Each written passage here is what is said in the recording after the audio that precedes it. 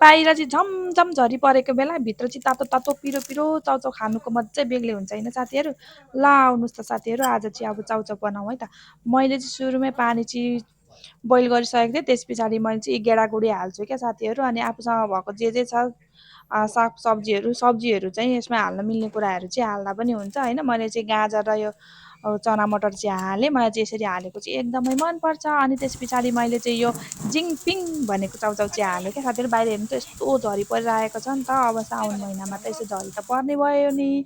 अनि बाहिर पानी परेको भित्र त के खाउँ भएको हुन्छ नि त। अनि मलाई चाहिँ यही चाउचाउै खान मनपर्छ, अरू त खासै याद पनि हुँदैन। अनि त्यही भएर चाहिँ मैले चट्टसँग चाउचाउ चाहिँ पकाइसकेँ, बोइल गरिसकेँ। अनि त्यसमा चाहिँ भएको चाहिँ अब यसको त एकदम मेन रास चाहिँ हाल्नु पऱ्यो नि त होइन साथीहरू। त्यसको मसला चाहिँ मैले सरसर हालेँ, सबै मसलाहरू चाहिँ हालेँ। त्यस पछाडि प्याज पनि हालिदिएँ। अनि अलिकति अमिलो पनि ट्वाक्कसँगले होस् भनेर चाहिँ चटपटे जस्तै साँधेर मैले खानको लागि चाहिँ यसरी मजाले अनि हालिदिएँ। अनि सबैलाई यसो घोलघाल पारेर यसरी मोलमाल पारिदिएँ। अनि त्यस पछाडि चाहिँ मैले यो मटर पनि हालिदिएँ क्या साथीहरू। त्यो प्याकेटमा पाउँछ नि भुटेको मटर, त्यो चाहिँ हालेपछि एकदम मिठो हुँदो रहेछ। यो चाहिँ मैले मेरो आन्टीकोबाट चाहिँ सिकेर आएँ क्या।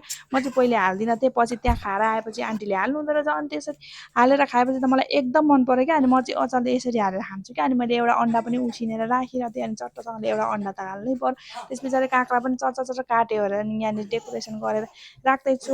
अनि एउटा अकबरे खोर्सानी त खानै पर्यो, त्यति पिरोले त कहाँ पुग्ला र होइन। अनि त्यस पछाडि अनि यस्तै डेकोरेसन गऱ्यो ओरेर यसो अलिकति भिडियो सिडियो खिच्यो ओरेर होइन। चट्टसँग भिडियो त खिच्नै पर्यो।